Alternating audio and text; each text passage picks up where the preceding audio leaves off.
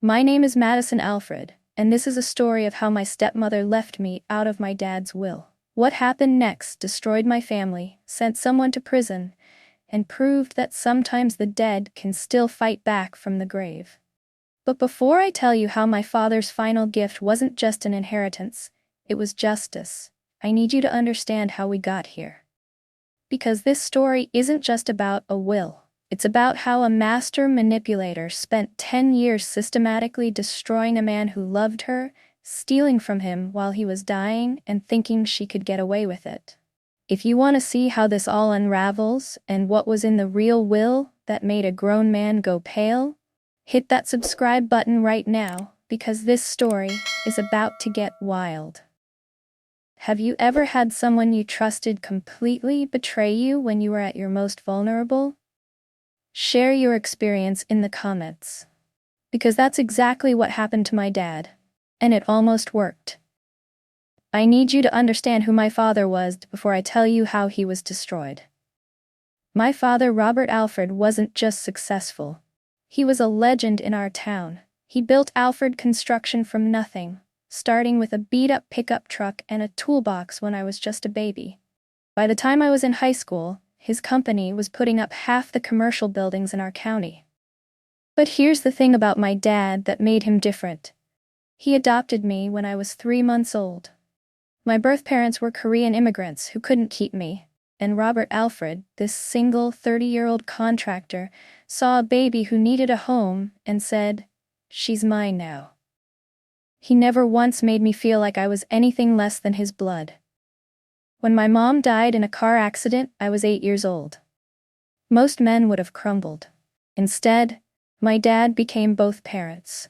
He braided my hair before school, taught me how to use power tools, and every Sunday morning we'd visit Mom's grave and tell her about our week. He'd always end with the same words. "Everything I build is for you, kiddo. Everything." I spent every summer working construction with him.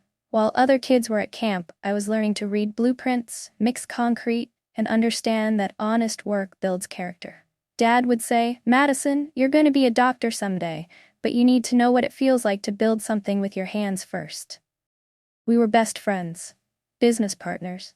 We shared everything: dreams about the medical practice I'd run someday, plans for expanding the company, memories of Mom. When I got accepted to pre-med, he cried harder than I did. "Your mom would be so proud," he whispered. "We did good, didn't we?" That's the man Cheryl, my stepmom, targeted. A successful, lonely widower with a daughter he'd do anything for. Dad met her at Home Depot on a Saturday morning. He was picking up supplies for a job, and there she was in the tile aisle, looking helpless with a shopping cart full of renovation materials. Cheryl Martinez, 45 years old, recently divorced, with 2 kids and a sob story that would make you want to write a check. She told him she was trying to fix up her rental house, but didn't know the first thing about home improvement. Dad, being dad, offered to help. Within a week, he was spending his evenings at her place, teaching her kids how to use a level, bringing groceries when she mentioned money was tight. "She's bringing some life back into this house," he told me after they'd been dating for 3 months. "It's been too quiet for too long." I wanted to be happy for him. I really did. Cheryl seemed sweet at first. She'd cook these elaborate Sunday dinners, ask about my classes, tell Dad how lucky he was to have such a smart daughter. Her kids, Brandon and Ashley, were polite enough. Brandon was working at a warehouse, supposedly saving for college. Ashley was artistic, always sketching or painting. But I noticed things, little things that didn't add up. Cheryl's stories about her ex-husband changed every time she told them. First he was abusive, then he was a gambling addict, then he'd abandoned them with no money. Her timeline didn't make sense either. She'd mention living in different states during the same years, or reference jobs that couldn't have overlapped. And she was always pushing boundaries. "Honey, what if you put my name on the checking account, just in case something happens and the kids need access to money?" Or, "Robert, you work so hard, let me handle the bookkeeping so you can focus on the important stuff." The comments about me were subtle but constant. Madison's so independent, isn't she? Some daughters would want to spend more time with their fathers. Or, it's amazing how she just focuses on her studies. Most girls her age are more interested in family. Then there were the phone calls. Cheryl would step outside or go to another room, speaking in hushed tones. When Dad or I asked who it was, she'd say, "Oh, just my sister, or Brandon's teacher." But I heard her once saying, "No, not yet, I need more time, he's not ready." 8 months after they met, Dad proposed. He was so happy, so convinced he was giving me the family I'd been missing. "She loves you like her own," he told me, "and her kids are good people. We're gonna be a real family again." I was 16, about to be a senior in high school, and I felt like I was losing my best friend. But I smiled and said congratulations because I loved him and wanted him to be happy. I had no idea I was watching the beginning of the end. The wedding was small, just immediate family and a few close friends. Cheryl cried during the vows, these beautiful tears that made everyone think she was overwhelmed with love. I know now they were tears of victory. Because within a month of the wedding, everything changed. Cheryl and her kids moved into our house, the house Dad built for me and Mom. Suddenly, Brandon was getting a credit card for emergencies. Ashley needed money for art supplies every week. Cheryl was redecorating, throwing out Mom's things because they were too sad for a fresh start. Dad tried to include them in everything. He paid for Brandon's community college, bought Ashley a professional easel set, took us all on family vacations to places we'd never been. He'd bring Brandon to job sites, trying to teach him the business like he'd taught me. But I could see what was happening. Every decision went through Cheryl now. Every family discussion included her kids' opinions. I was still Dad's daughter, but I was no longer his only priority. And the worst part, I tried to be supportive. I tried to love this blended family he was so proud of. Because seeing him happy was worth feeling like a stranger in my own home. I had no idea that while I was trying to be the perfect stepdaughter, Cheryl was planning to erase me from his life completely. The real manipulation started slowly, like a cancer you don't notice until it's already spread. About 6 months after the wedding, Cheryl convinced Dad to refinance our house. "Interest rates are so low right now, honey," she'd say. "We could save thousands." What she didn't mention was that she wanted her name added to the deed. "Just for security," she claimed, "in case something happens to you." Dad, who had always been sharp with business decisions, suddenly seemed to lose his edge when it came to Cheryl. He refinanced. He put her name on the deed. And just like that, the house my father built, the house where my mother's presence still lived in every corner, became half hers. But that was just the beginning. Cheryl started inserting herself into Alfred construction. She'd show up at the office, reorganizing files, helping with paperwork. She convinced Dad that she could handle client communications while he focused on the actual building. Before I knew it, she was making decisions about jobs, pricing, and schedules without consulting anyone, especially not me. The worst part was watching her systematically cut Dad off from his life. His poker nights with buddies he'd known for 20 years. "Robert, you work so hard. You need to spend evenings with your family." His weekend fishing trips with his best friend Mike? Those guys are such a bad influence. They just want to drink beer and complain about their wives. Even our Sunday visits to Mom's grave became less frequent. "It's not healthy to live in the past," Cheryl would say. "We need to focus on our new family." And me? I was slowly being pushed out of my own father's life.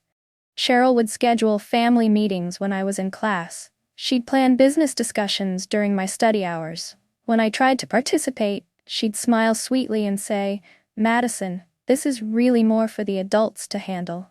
The changes in Dad were terrifying. This man who had built an empire, who could spot a bad contractor from a mile away, who never forgot a detail, he was disappearing before my eyes. He looked exhausted all the time. His hair went gray within a year. He stopped laughing at his own terrible dad jokes. Alfred Construction's profits started dropping. When I asked Dad about it, he'd just shrug and say business was slow. But I knew better. I grew up in that company. I knew what successful months looked like versus struggling ones. Something was very wrong. That's when I started paying attention. Really paying attention. Cheryl was always claiming there were financial emergencies. Brandon needed money for textbooks that cost more than most people's rent. Ashley had a once-in-a-lifetime opportunity to study with some famous artist that required immediate payment. Cheryl's car kept breaking down in expensive ways. Her mother was supposedly sick and needed help with medical bills. Every month, there was something. And every month Dad would write another check. But here's what really got my attention. I found documents in Dad's office with signatures that didn't look right. Purchase orders for materials we never received. Checks written to vendors I'd never heard of. When I compared them to Dad's signature on documents I knew he'd signed, they were close, but not perfect. I tried to talk to Dad about it. Big mistake. Dad, I think someone might be forging your signature on company documents. Before he could even respond, Cheryl appeared like she'd been listening at the door. Madison, honey, that's a very serious accusation. Are you sure you're not just upset about the changes in the family? I'm not upset about anything. I'm worried about Dad and the business.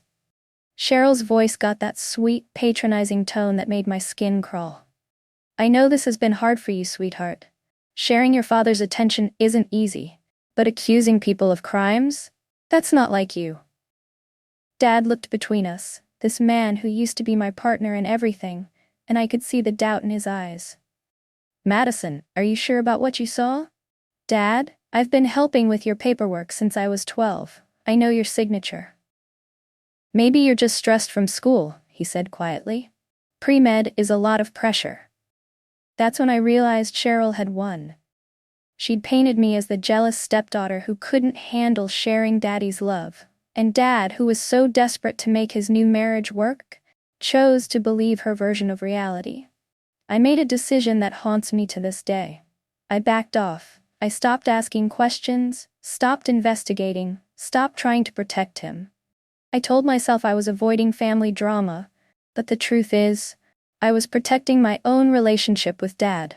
I was being selfish, and it cost him everything. For 2 years, I watched from the sidelines as Cheryl systematically destroyed my father. I focused on my studies, got excellent grades, and pretended everything was fine. Meanwhile, Dad aged 10 years and 24 months. Then came the heart attack. Dad was 58 years old, strong as an ox, never sick a day in his life. He collapsed on a job site on a Tuesday morning. The paramedics said it was massive smar, that he was lucky. If it had happened an hour later, he wouldn't have made it to the hospital. During his recovery, Cheryl became his gatekeeper. She controlled his medications, his visitor schedule, his information flow. When I wanted to see him, I had to go through her. And she was always there, hovering, monitoring every conversation. He needs rest, she'd say if I tried to discuss business. The doctor says stress could trigger another attack. Dad seemed different, confused sometimes, forgetful. The medication made him sleepy and compliant in a way that scared me. This wasn't the sharp, decisive man I'd grown up with. What I didn't know then was that Dad had always been meticulous about his legal documents. Years ago, when I was still in high school, he'd worked with his longtime lawyer, Mr. Peterson, to create a comprehensive will. Everything was left to me, with small gifts to his stepfamily, enough to be generous, but acknowledging that I was his only real heir. I knew about this will. Dad had told me about it, shown me where he kept important documents. Everything I build is for you, kiddo, he'd reminded me. When I'm gone, you'll have everything you need to take care of yourself and maybe expand the business. I trusted that. I trusted him. I didn't think to question or verify anything, because Dad had always handled these things perfectly. But Cheryl was thinking ahead. While Dad was recovering from his first heart attack, barely able to stay awake for more than an hour at a time, she convinced him that his will needed updating. It's not fair, she told him. Brandon and Ashley have been your children for years now. They love you like a father. Don't you think they deserve to be treated equally? Dad, medicated and desperate to be a good father to everyone, agreed to meet with a new lawyer. Not Mr. Peterson, who had handled Dad's legal affairs for 15 years. Richard Stone, a friend of Cheryl's who specialized in family-friendly estate planning. I wasn't told about any of this. While I was at school, thinking Dad was resting and recovering, Cheryl was orchestrating the complete rewriting of his legacy. The second heart attack came 4 months later. This one was worse. Dad was unconscious for 3 days, and when he woke up, he was barely coherent. That's when Stone visited the hospital with documents for Dad to sign. Official updates to his will, supposedly to finalize the fair distribution they'd discussed. Dad signed everything Cheryl put in front of him. He was so medicated, so weak, that he would have signed his own death certificate if she'd asked. But here's the thing about my father. Even in his diminished state, some part of him knew what was happening. Some part of him was still protecting me. 3 weeks later, Dad had his third and final heart attack. I got the call at 2 in the morning and raced to the hospital, but by the time I arrived, Cheryl had already handled everything. She'd spoken to the doctors, made arrangements with the funeral home, and contacted Dad's business partners.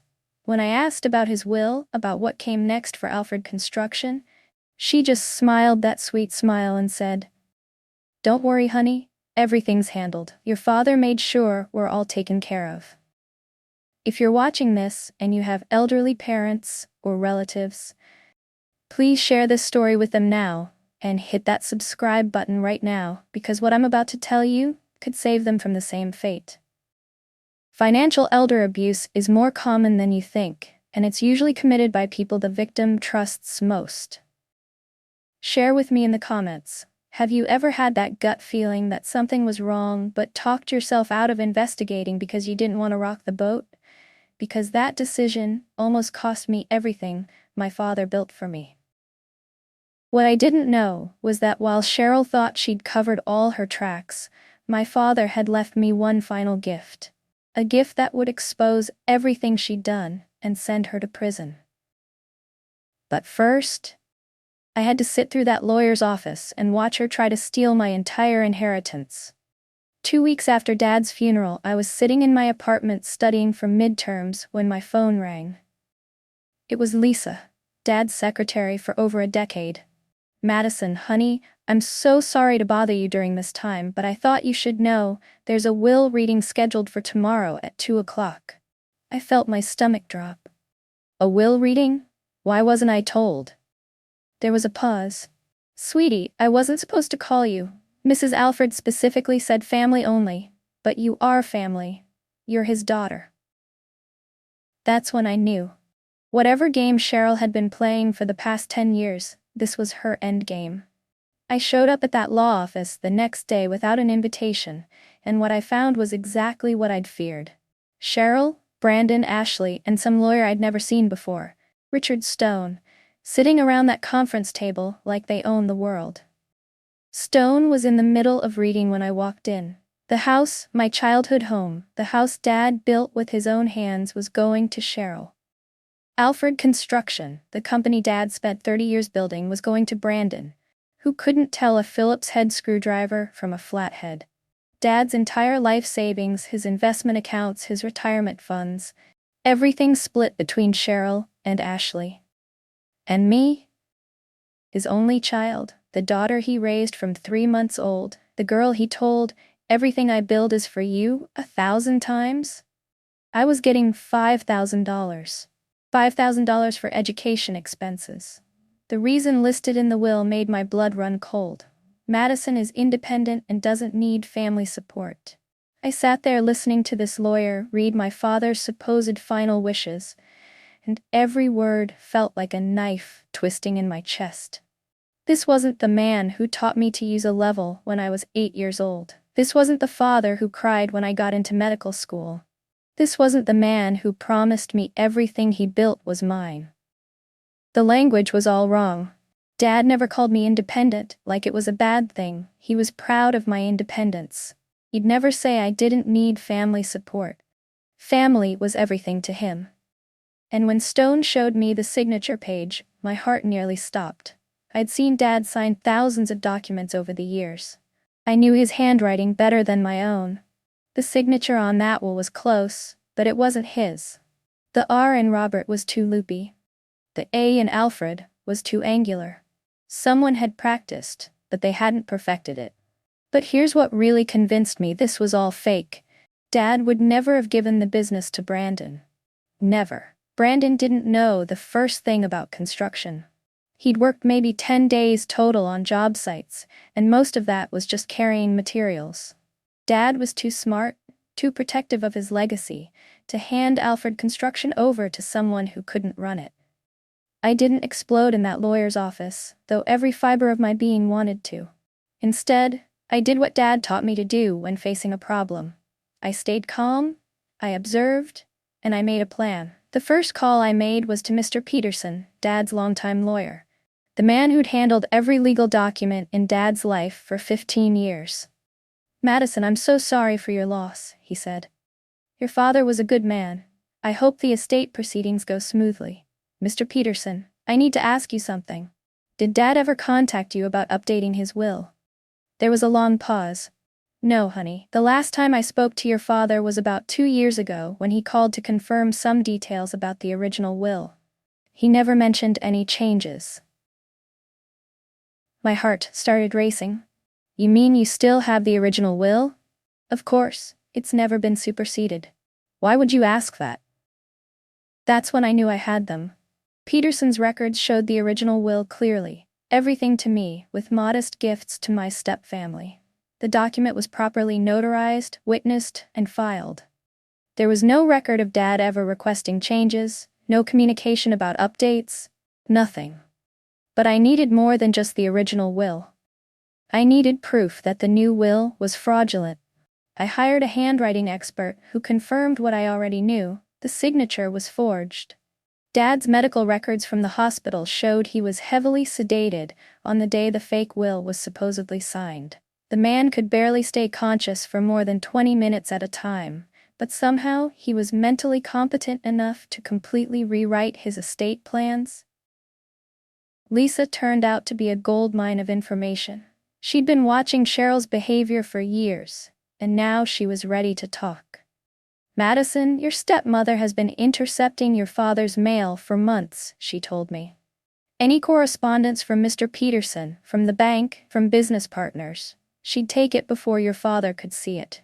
She told him it was to reduce his stress, but I think she was controlling what information he received." The bank records told an even more horrifying story. Over the past 3 years, there had been massive transfers from Dad's business accounts to Cheryl's personal accounts. We're talking about hundreds of thousands of dollars, moved in small amounts to avoid detection. But the real bombshell came when I started digging into Alfred Construction's books with a forensic accountant. Cheryl hadn't just been manipulating Dad's personal finances, she'd been systematically stealing from his business for years. False invoices for materials that were never delivered. Phantom employees on the payroll who didn't exist. Equipment rentals that never happened. Brandon was supposedly earning $40,000 a year as a project supervisor, but he'd never supervised anything more complicated than his own breakfast. Ashley had been using Dad's business credit cards like her personal shopping account. Art supplies that cost $3,000 a month. Educational workshops that were actually luxury vacations. Professional equipment that turned out to be designer clothes and jewelry. We found evidence that Cheryl had done this before. Her first husband, Ashley, and Brandon's father, had died under suspicious circumstances, and his estate had mysteriously disappeared. Her second husband, the one before Dad, had filed for bankruptcy after their divorce, claiming she'd drained his accounts. This wasn't opportunistic theft. This was a calculated long-term con game, and my father was just her latest victim. My estate attorney found witness after witness who could testify to Dad's mental state in his final months. His business partners said he seemed confused and manipulated. His doctor confirmed that the medications Cheryl was giving him would have severely impaired his judgment. His old friends, the ones Cheryl had isolated him from, all said the same thing. This will didn't sound like Robert Alfred at all. But the most damning evidence came from an unexpected source. Dad's longtime accountant had been keeping detailed records of every suspicious transaction, every forged signature, every unusual financial decision. He'd been building a case for years, waiting for the right moment to come forward. "Your father was a smart man," he told me. "Even when he couldn't think clearly, he knew something was wrong. He asked me to keep extra detailed records of everything, especially anything involving Cheryl. I think he suspected what was happening, but was too sick to fight it." That's when I realized Dad's final gift to me wasn't just the original will. It was all the evidence I needed to destroy the people who destroyed him. The question was, what was I going to do with it? 3 months later, I walked back into that same law office. But this time, I wasn't alone. I had my estate attorney, a forensic accountant, boxes of evidence, and something that would change everything. The real will. Stone looked nervous the moment I entered with my legal team. Cheryl tried to maintain that sweet smile, but I could see the panic in her eyes. Brandon and Ashley just looked confused, like they still didn't understand what was happening. "I'm sorry," Stone said, "but this matter has already been settled. The will has been read and the estate distributed according to Mr. Alfred's wishes." My attorney smiled. "Actually, Mr. Stone, we're here because there's been a significant error. It appears the document you read was fraudulent." That's when Mr. Peterson walked in, carrying the original will with its complete chain of custody documentation. 20 years of legal files proving this was Robert Alfred's true final testament. The room went dead silent. "This is the will I prepared for Mr. Alfred 5 years ago," Peterson announced. "It was never superseded, never updated, and never replaced. I have complete documentation proving its authenticity." Stone's face went white as he examined the documents. But I have a will dated 2 years after this one." "Yes," my attorney said calmly. "A will with a forged signature, created while Mr. Alfred was heavily medicated and legally incompetent to make such decisions." That's when we laid out everything. The handwriting analysis proving the signature was fake. Dad's medical records showing he was sedated and confused when the fake will was supposedly signed. The financial records documenting years of systematic theft. Cheryl started denying everything, but her voice was shaking. "This is ridiculous. Robert wanted to take care of all his children equally. Madison is just jealous because she has to share." "Mrs. Alfred," my forensic accountant interrupted, "can you explain why you transferred $430,000 from your husband's business accounts to your personal checking account over the past 3 years? The color drained from her face. "Those were business expenses, reimbursements." "For what? Because we can't find any corresponding invoices, work orders, or legitimate business purposes for these transfers." Brandon started looking sick. "Mom, what's he talking about?" That's when Ashley broke.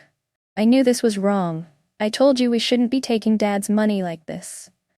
"Shut up, Ashley," Cheryl snapped, and for the first time, her mask completely slipped. The sweet stepmother act was over. But we weren't done yet. My attorney pulled out the final piece of evidence, testimony from Cheryl's previous victim. "Mrs. Alfred, we'd like you to meet David Martinez. He was married to you from 2008 to 2010, before you married Robert Alfred." David walked in, and Cheryl looked like she'd seen a ghost. "She did the exact same thing to me," David said quietly. "Gained my trust, isolated me from my family, convinced me to put her name on everything, then drained my accounts and disappeared. I lost my house, my business, everything. But I couldn't prove it then." Stone was frantically looking through his files. "Mrs. Alfred, you told me your previous husband had died. You said you were a widow." "I told you what you needed to hear," Cheryl said coldly. The sweet act was completely gone now. "Mr. Stone," my attorney said, "I hope you realize you've been an unwitting participant in multiple felonies. Elder abuse, fraud, forgery, conspiracy to commit theft. I'd recommend you contact your malpractice insurance carrier immediately." Stone was already reaching for his phone to call his own lawyer. Within 24 hours, Cheryl was arrested. The charges were extensive: elder abuse, financial exploitation, fraud, forgery, and conspiracy. All of Dad's assets were immediately frozen and placed back into his estate pending investigation. Brandon, faced with evidence of his fake payroll and fraudulent employment, pleaded guilty to conspiracy and got 3 years probation. He claimed he didn't understand the extent of what his mother was doing, and honestly, I believed him. He was weak and greedy, but not evil. Ashley cooperated fully with the investigation. She provided evidence of all the fraudulent credit card purchases and testified about her mother's manipulation tactics. Her charges were reduced to restitution and community service. But Cheryl? Cheryl got exactly what she deserved: 8 years in federal prison for elder abuse and fraud. She'll be 63 when she gets out, with no money, no house, and a criminal record that will follow her forever. The real satisfaction came when all of Dad's assets were restored to his estate. Alfred Construction was returned to me, along with the house, the savings, the investments, everything Dad had actually intended me to have. I finished my pre-med degree and got accepted to medical school, just like Dad always dreamed. But now I knew what I wanted to specialize in: geriatric care, with a focus on protecting elderly patients from financial abuse.